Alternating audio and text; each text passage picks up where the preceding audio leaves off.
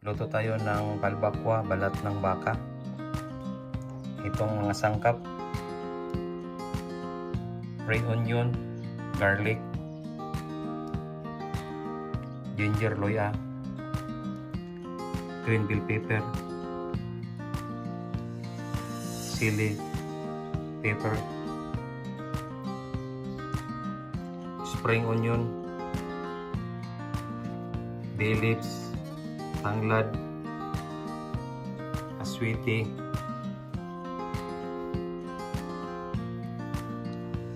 beef broth cube, seasoning, paminta, at saka patis. Hello guys, gisa tayo ng bawang, loya, at saka red onion. Tapos ilagay natin yung balat na baka at igisa natin.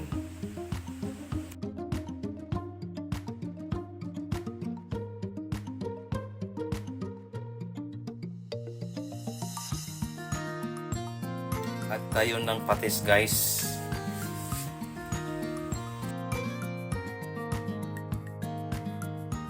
At tayo ng black pepper at saka yung lemongrass at saka yung laurel, at pagkatapos ilagay natin yung tubig hanggang siya ay kumulo. At tayo ng aswiti.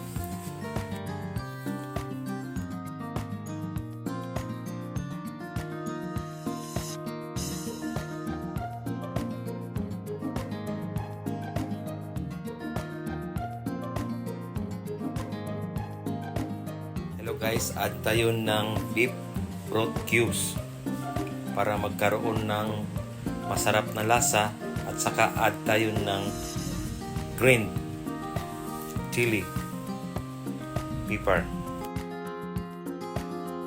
Ito ang pinaka-paborito kong recipe guys, lutong Bisaya style.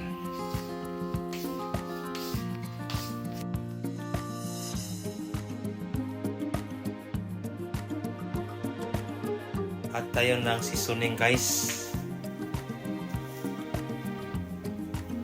Pagkatapos add tayo ng green bell pepper.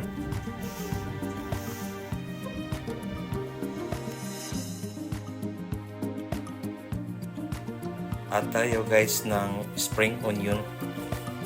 Ito ang pinaka-famous ng luto recipe ng balbakwa, balat ng baka, Bisaya style.